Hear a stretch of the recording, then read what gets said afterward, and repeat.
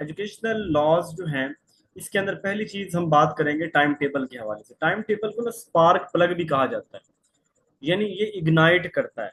आपको पता है स्पार्क प्लग जो होता है ना, यानी हर जो गाड़ी होती है, मोटरसाइकिल हो, कार हो, इसके अंदर एक प्लग होता है। और प्लग जो है ना, जब हम गाड़ी स्टार्ट करते हैं ना, तो ये करंट मुहैया करता है। और ये ऑन द स्पॉट जब हम किक मारते हैं, ये स्टार्ट करते हैं, तो इतना ज्यादा ये करंट प्रोवाइड करता है कि गाड़ी जो है ना वो चल सके, यानी इग्नाइट करता है।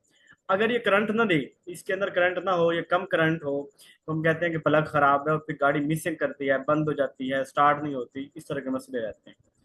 तो टाइम टेबल को ना स्पार्क प्लग इसलिए कहा गया है कि ये जो है ना, ये इंसान को या किसी भी काम को एक एनर्जी प्रोवाइड करता है, एक ताकत इग्नाइट करता है, एक जो है वो काम करने के लिए इनिशिएटिव लेने के अंदर ये जो है वो हमारी मदद करता है। और ये मिरर ऑफ द स्कूल भी कहा जाता है कि किसी भी इदारे के अंदर क्या कुछ हो रहा है, हमें उसके टाइम टेबल से पता चलेगा कि यहाँ पे क्या कुछ हो रहा है। ये एक रिटर्न प्लान होता है, यानी जिस ये रिटर्न होता है, रिटर्न फॉर्म के अंदर पता होता है कि कौन सा लेक्चर किस टाइम के ऊपर होगा, व्हेन कौन, यानी कब, कौन, क्या पढ़ाएगा, ये हमें इससे पता चलता है। कौन सी एक्टिविटी होगी, ये टाइम टेबल से हमें जो है वो पता चल रहा होता है। टाइम टेबल की बहुत सी अकसाम है, इसमें ना टीचर टाइम टेबल भी है।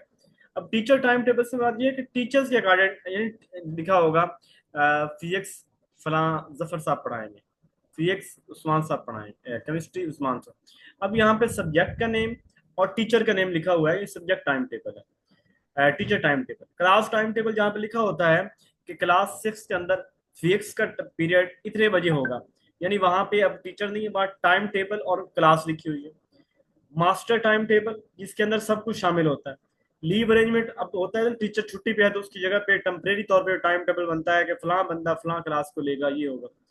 गेम टाइम टेबल, जिसके अंदर यानी खेलने का, हमारे खेलने का जो शेड्यूल है, को करिकुलर एक्टिविटीज जो हमारी होती है, सरगर्मियाँ होती हैं हमारी, गैर निसाबी सरगर्मी, अदबी जो सरगर्मी होती हैं वो होगी, होमवर्क टाइम टेबल वगैरह। तो एक मुख्तलिफ टाइम टेबल की जो है वो अकसाम बोला जाता है। इसके बाद दूसरा हमारा टॉपिक है वो है होमवर्क। अब आपको पता है कि होमवर्क जो है वो किसी भी इदारे में बच्चों को जो दिया जाता है, वो पता चलता है कि यानी बच्चे घर जाके कुछ काम करते हैं कि नहीं, उनकी एक रूटीन सेट करने के लिए हम उनको होमवर्क देते हैं। वो चीजें जो क्लास के अंदर, जो स्कूल के अंदर रह जाती हैं, उनको कंप्लीट करवाने के लिए हम बच्चे को होमवर्क देते हैं, ताकि वो घर से वो काम मुकम्मल करके आए। तो homework is a task assigned by the teacher, teacher देता है to the student to complete in non school hour, यानी जब स्कूल के घंटे हैं 8 से 6, अब वो काम जो उस्ताद देता है कि बच्चे ने करना है स्कूल के टाइम के अलावा, अब घर जाके करेगा। हम अपने टाइम के अंदर ना रास्ते में, स्कूल से आते हुए रास्ते में बैठ के काम लिखना शुरू कर देते थे। तो अब स्कूल आवर के अलावा आपने वो काम मुकम्मल करना है, कोई एक्सरसाइज है, कोई होमवर्क है, उसे हम होमवर्क बोलते हैं।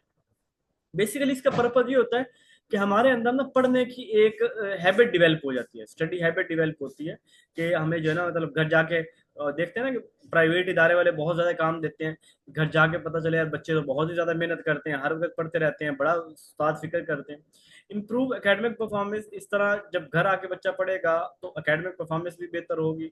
स्टूडेंट चूंकि वो अपने बाकी टाइम को स्कूल के अलावा, स्कूल का टाइम तो स्कूल मैनेज करता है, स्कूल के अलावा बाकी टाइम बच्चा इस काबिल हो जाएगा कि वो अपने टाइम को खुद मैनेज कर रहा होगा, प्लान, यानी कि वो मैंने ये काम भी करना है, मैंने मस्जिद भी जाना है, मैंने खेलना भी है, मैंने नमाज भी पढ़नी है, मैंने खाना भी खाना है वगैरह, यानी बच्चा अपना टाइम खुद प्लान करने के काबिल हो जाता है, और अपने ज़ात के अंदर उसकी सेल्फ डिसिप्लिन आ जाता है।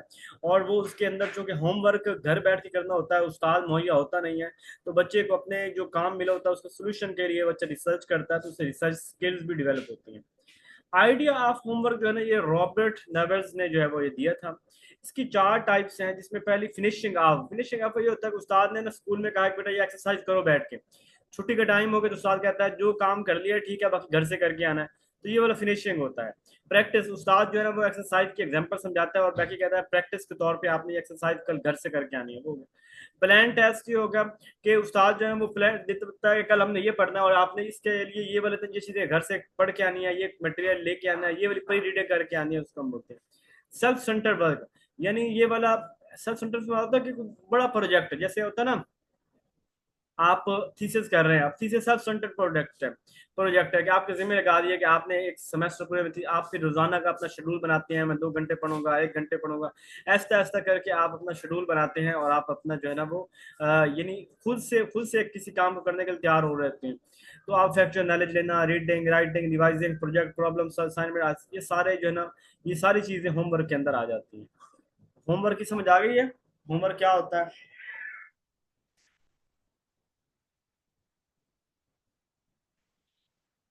इसके बाद हमारे पास है लेसन प्लानिंग। वो काम जो उस्ताद घर से करके जाता है बच्चों के लिए। कि मैंने ना आज मिसाल के तौर पर आपको पढ़ा रहा हूँ, और मैंने पढ़ाने से पहले ये देखा कि आज कौन से टॉपिक्स आ रहे हैं, और इन टॉपिक को मैंने कौन कौन से टॉपिक को पढ़ाना है, कहाँ तक पढ़ाना है।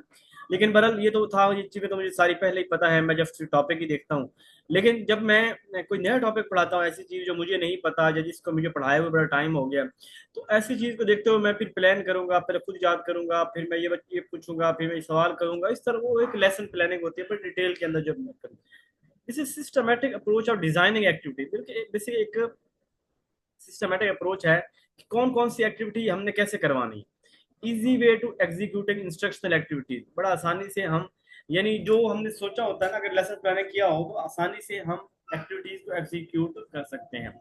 Road map to guiding teacher, ये टीचर को गाइड करता है कि भाई ये आपने करवाना है, इस रोड पे चलना है।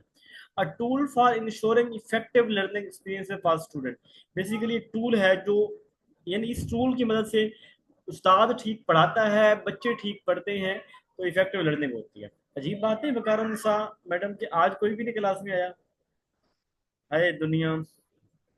लगता है कि आज ना आपने एक मैसेज करना है ग्रुप में ना, पूछना है उनसे कि क्या आप चाहते हैं कि क्लास का टाइम चेंज होना चाहिए, क्योंकि अगर नहीं है, अब यकम का पेपर भी आ गया है, फिर भी मतलब स्टूडेंट नहीं है, तो इधर के उनके लिए टाइम, तो देखिए ना यही बात है कि हमें ना मोटिवेशन ही कोई नहीं है। और ख्वाब हम सारे देखते हैं, अल्लाह सबके ख्वाब पूरे करे जी, हम ऐसी भी बात करते हैं, लेकिन मोटिवेशन नहीं है, इग्नाइट नहीं है। सिग्निफिकेंस ऑफ लेसन प्लानिंग ये है कि एक तो ये टीचर्स की इफेक्टिवनेस को बढ़ाता है, स्टूडेंट की लर्निंग को बेहतर करता है, स्टूडेंट को सही, और इसके अलावा इम्प्रूव उनकी क्लासरूम जो है वो मैनेजमेंट बेहतर हो जाती है। जब उस्ताद शुरू से A to Z प्लान किया होता है तो बच्चे को उस्ताद बेहतर तरीके से पढ़ाता है। इसके ना हर्बर्ट ने 5 स्टेप्स दिए थे, वैसे और भी लोगों ने दिए हुए हैं। हर्बर्ट के 5 स्टेप्स हैं: परिप्रेशन, प्रेजेंटेशन, एसोसिएशन, जनरलाइजेशन, एप्लीकेशन। परिप्रेशन के अंदर क्या होता है कि उस्ताद लेक्चर को तैयार करता है बैठ के, कि यार मैंने ना, मेरा ये ऑब्जेक्टिव है, ये चीजें मैंने ना कल पढ़ानी है, इनके स्टैंडर्ड क्या है, इनका ऑब्जेक्टिव क्या है। और इसके अलावा उस्ताद जो है ना, कि मैंने बच्चों का जो प्रीवियस नॉलेज है वो, बस हाँ यही वजह ही है। तो असेस स्टूडेंट पे उस्ताद जो है वो बच्चे का पुराना नॉलेज इसमें जांचता है, और फिर अपना एक जो अप्रोप्राइट मटेरियल जो है वो उनको बच्चों को पढ़ाता है, यानी क्या मैं कौन सा मटेरियल मैंने बच्चों को पढ़ाना है, कौन से रिसोर्सेज मेरे पास होंगे। तो ये, यानी हम चूंकि बात कर रहे हैं यहाँ पे लेसन प्लानिंग की, तो लेसन प्लानिंग जो है अब उस्ताद करते हैं, सबसे पहले तो प्रिपरेशन, अपने टॉपिक को प्रिपेयर करेगा, ये मेरे ऑब्जेक्टिव हैं, ये पढ़ाऊंगा फलाऊंगा। दूसरा फिर आ गया लेसन प्लानिंग की थी प्रेजेंटेशन पे, उस्ताद उसको जो है ना वो करिकुलम जो स्टैंडर्ड से ऑब्जेक्टिव के पता चल गए हैं, उसके बाद उस्ताद अपने आके क्लास के अंदर उस चीज को पढ़ाता है, और ऐसे क्लियर ऑर्गेनाइज वे के अंदर, इंगेजिंग वे के अंदर बच्चों को मोटिवेट करते हुए उनके सामने उनके स्टाइल के मुताबिक, उनकी एज के अकॉर्डिंग उनको जो है वो एक टॉपिक उनके सामने पेश करता है प्रेजेंटेशन हो। एसोसिएशन अब चीज़ों को ना जोड़ता है, जो पुराना नॉलेज बच्चे का है, जो नया नॉलेज जॉब दे रहा है, यानी एग्जिस्टिंग नॉलेज को न्यू नॉलेज के साथ जोड़ना, तो पुराने एक्सपीरियंस को आज के एक्सपीरियंस के साथ जोड़ना, तो रियल वर्ल्ड एग्जाम्पल देना, एनोगली लोग ये कहते हैं, ये भी जो काम हमारे रियल लाइफ के अंदर हो रहे होते हैं, जो मैनुअली हम कर रहे होते हैं, हाथ से कर रहे होते हैं। Visual aid to enhance understanding, तो ये हमारा मुख्तलिफ एड यूज करता है कि ताकि लर्निंग इनहांस किया जा सके, पुराने नॉलेज को नए नॉलेज के साथ जोड़ना, स्टूडेंट को इनकरेज करना कि वो क्वेश्चन पूछे जो उनको पढ़ाया गया है और डिस्कशन में के अंदर शामिल हो। अब जनरलाइजेशन के अंदर क्या है कि मैंने मतलब प्रिपरेशन भी कर ली, प्रेजेंटेशन भी कर ली, एसोसिएशन भी कर ली। जनरलाइजेशन में ना मैं ये करूंगा कि उनको रियल लाइफ एग्जाम्पल टाइप ही दूंगा, और अपने टॉपिक को ना सम अप करूंगा, कि बेटा आज हमने जो है ना ये वाला पढ़ा है, आज हमने टाइम टेबल पढ़ा उसके अंदर ये होता है, आज हमने लेसन प्लानिंग की वो इसके अंदर ये होता है, आज हमने होमवर्क की बात की वो ये की। यानी एट द एंड उस टॉपिक को समराइज करना, उसको एक अलग तरीके से थोड़ा सा इलेबोरेट करना, इलस्ट्रेट करना, उसकी वजाहत करना, उसको जो है वो एक उसकी बारीक बीनी से उसका जो है ना वो एट द एंड एक फाइनल एनालिसिस टाइप करना। तो ये वाला जनरलाइजेशन होती है। एप्लीकेशन के अंदर क्या होता है कि अब उस नॉलेज को कहीं अप्लाई करना नए तरीके से, यानी पुरानी लर्न की हुई चीजों को न्यूली एक्वायर्ड नॉलेज की स्किल्स के साथ उसको जोड़ना, assign meaningful practice exercise hands on activities और प्रोजेक्ट्स। तो उनको एक्सरसाइज असाइन करना, फलां कर दो फलां, यानी अब उनके जिम्मे असाइनमेंट जिम्मे लगाना, उनके जिम्मे एप्लीकेशन लेवल तक का नॉलेज, जो चीज उनको अब तैयार हो गया उन्होंने कहना कि अब ये तैयार हो गई तो अब ये भी करें, तो ये एप्लीकेशन के अंदर आता है। ठीक है, तो ये टीचर को इफेक्टिव बनाता है और टीचर क्लास के अंदर अच्छा टाइम स्पेंड कर लेता है। उसके बाद टॉपिक हमारा education system in Pakistan. Pakistan में एजुकेशन सिस्टम, अगले दिन आपने आपने शायद सवाल पूछा था। तो बेसिकली हमारे पास 6 हैं: ECE, primary, elementary, secondary, higher secondary और यूनिवर्सिटी, 6 हैं। लेकिन बेटे कुछ ना करो। तो लेकिन हमारे पास जो है ना वो पुराने में हम वो तीन जो एलिमेंट्री तक एक होता था, सेकेंडरी तक एक होता था और हायर सेकेंडरी यूनिवर्सिटी एक होता था। तो ये मतलब अब मैं यहाँ पे मैं सभी की बात करूंगा। पॉपुलेशन पाकिस्तान की यानी तकरीबन 225 मिलियन जो है वो, इसका मतलब है तकरीबन पाकिस्तान की जो आबादी इस वक्त है ना, ये तो लिखी हुई है पिछले साल 22 करोड़ बनती है ना ये आबादी, 22 करोड़, 22.5 करोड़ नहीं, बल्कि अब पाकिस्तान की आबादी जो बन चुकी हुई है वो बन चुकी है 225 मिलियन। ये यहाँ पे कितनी है, 25 करोड़ है। हाँ ठीक है, 225 मिलियन, यानी 25 करोड़ तकरीबन पाकिस्तान की जो आबादी बन चुकी है। नहीं 25 सॉरी 250 हो, ये 250 मिलियन, ठीक है। तो 25 करोड़ प्लस पाकिस्तान की आबादी है। पाकिस्तान दुनिया में 5वें नंबर का मोस्ट पॉपुलस कंट्री है। थोड़े दिनों तक पाकिस्तान ने इंडोनेशिया को क्रॉस करके चौथे नंबर पे आ जाना है। एरिया पाकिस्तान का 8,81,913 है स्क्वायर किलोमीटर है। ये इसके अंदर जो हमारे पास ट्राइबल एरियाज वगैरह वो शामिल करके है। लैंग्वेज हमारी उर्दू को है, उर्दू है। करेंसी हमारी रुपी है। स्टूडेंट टीचर रेशियो जो है हमारी 44 पे एक टीचर है। ये 2020 की बात हो रही है, अब तो पता नहीं, मेरा ख्याल है जितने टीचर रिटायर हो रहे हैं अब तो 70 पे एक जाकर टीचर होना। लिटरेसी रेट जो है वो 63 मेल में है और फीमेल वाली साइड पे, सॉरी फीमेल में है और मेल वाली साइड पे 71 है। फीमेल का लिटरेसी रेट जो है वो 63% है। एजुकेशन बजट जो है वो 2%, अब जो है ना इस वक्त वो 1.5 बिलो 1.5 स्पेंड किया जा रहा है। ठीक है, 1.5 बिलो स्पेंड किया जा रहा है। और कंपल्सरी एजुकेशन सिस्टम ये रफ एजुकेशन है। बस अजीब ही है, टीचर को तो बिल्कुल रखना ही छोड़ दिया। अब फेडरल वालों ने भी तो इस दफा साल का कंट्रैक्ट कर दिया, हालांकि तो बड़े जॉब देते थे हर साल। बस बहुत अजीब है ना ये जो गवर्नमेंट करंटली है ना, अल्लाह इनको इन कर्जों पे चल रही है और कर्जे दे जा रही है। कारोबारी कर्जे ले लो, जानवर के लिए कर्जा ले लो, कार के लिए कर्जा ले लो, घर के लिए कर्जा ले लो, ट्रैक्टर के लिए कर्जा ले लो, मोटरसाइकिल के लिए कर्जा ले लो। इतने कर्जे स्कीमें हैं बस, जैसे ना बस लोगों को कर्जा लेते जाओ बस। लेकिन जो है ना, लोगों को रोजगार दो यार, उनको जो है वो नई फैक्ट्रियां लगाओ, नए रोजगार के मौके क्रिएट करो, वो काम नहीं कर रहे हैं। हेल्थ सेक्टर और जो हमारा एजुकेशन सेक्टर है, सबसे ज्यादा बंदे इसमें खपते थे, इन सब दोनों को प्राइवेटाइज करी जा रहे हैं। थोड़े दिनों तक देखा ये पहिया चलता है सभी के साथ है। थोड़े दिनों तक आप देखेंगे यूनिवर्सिटियां वैरान हो, अब तो हैं, हम अब भी वैरान है क्योंकि मैं पढ़ा रहा हूँ, पता हमने एजुकेशन कमर्शियल किया हुआ है। बच्चों को नंबर ना देना, बच्चों की मिन्नतें करके दाखिला करवाते हैं, उनको मिन्नतें करके उनको गाइड कहते हैं कि आप लोग पढ़ें, आपको हम नंबर देंगे। यानी पहले उनको करते हैं, श्योर करते हैं कि बेटा आप लोग दाखिला लो, हम आपको 70% प्लस नंबर देंगे, आप क्लास नहीं मिलेंगे तब भी चलेगा। सिर्फ हम नहीं, मैंने अपनी मिसेज को यूनिवर्सिटी में दाखिल करवाया एमफिल में, उनसे कहा भी हमने क्लास से, उन्होंने कहा ठीक है जी दाखिला पूरा करो, कोई नहीं है जो है ना वो क्लास लेनी है नहीं। बस अजीब हो गया। अच्छा जी चलें, 1970 के 73 के आर्टिकल कॉन्स्टिट्यूशन के मुताबिक जो ये अमेंडमेंट हुई थी ना 18, उसके अकॉर्डिंग जो एजुकेशन है ये प्रोविंशियल गवर्नमेंट के पास आ गई थी। और जो पॉलिसीज और करिकुलम डायरेक्शन जो थी फेडरल गवर्नमेंट देती है, लेकिन बुक की पब्लिश करना और बुक्स तैयार करना ये हमारी जो प्रोविंशियल गवर्नमेंट है वो करती है। लेकिन चूंकि ये डिसेंट्रलाइज कर दिया गया है तो हमारा एजुकेशन का जो स्कूल साइड है पूरी डिस्ट्रिक्ट लेवल पे मैनेज हो रही होती है।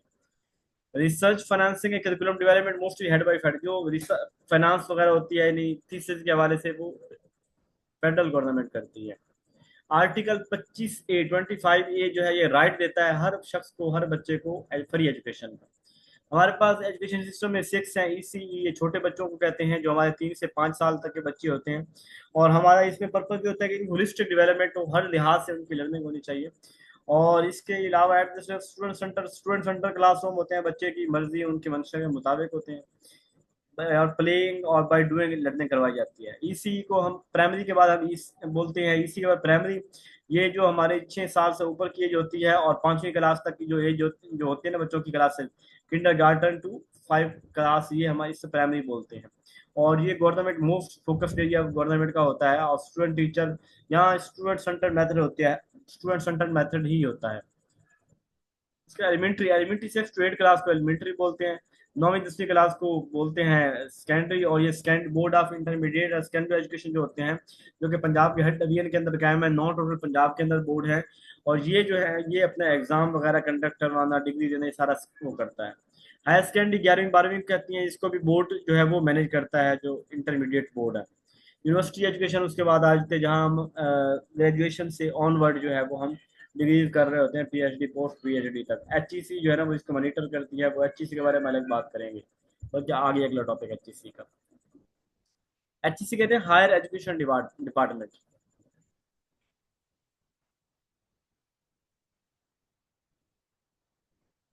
टीचर सेंटर तो हम नहीं करते छोटे बच्चों में ना, स्टूडेंट सेंटर होगा, ठीक है। छोटे बच्चों के अंदर जो मेथड ऑफ टीचिंग होता है ना, स्टूडेंट सेंटर होता है। इसमें हम ये इसमें ना एक टर्म बोलते हैं चाइल्ड सेंटर्ड मेथड, कि बच्चों की हम ख्वाहिशात को साथ लेके चलते हैं, लेकिन हम लोग जो है ना पढ़ाता उस्ताद अपनी मर्जी से। अब बच्चों को नहीं पता मुझे क्या पढ़ना है, लेकिन ये बच्चों को उनके मिजाज को देखना, उनकी एज को देखना, उनके इंटरेस्ट को देखना, फिर हम पढ़ाते हैं।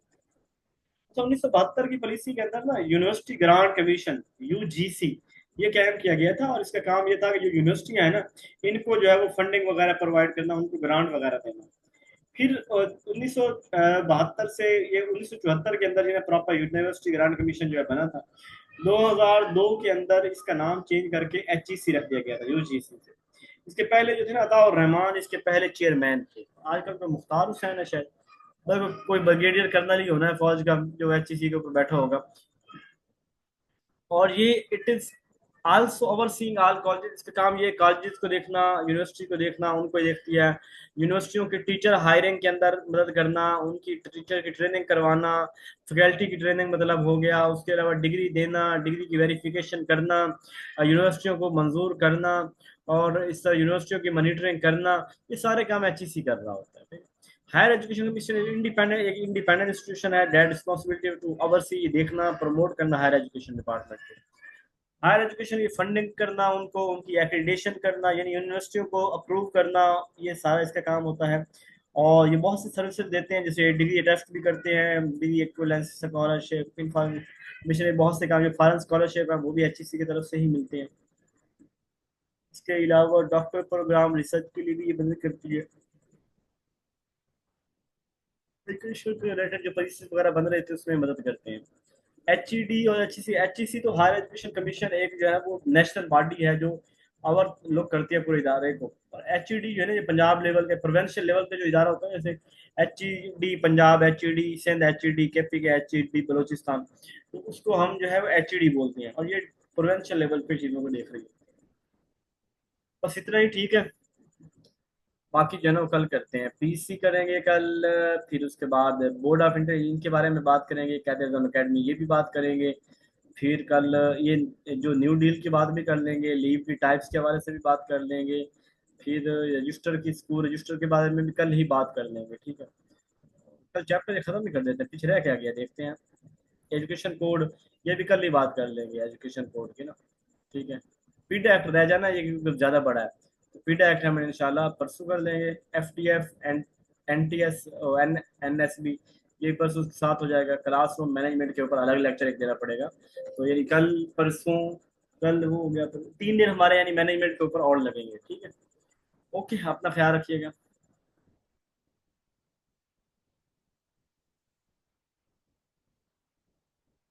चलें, कोई बात नहीं जी।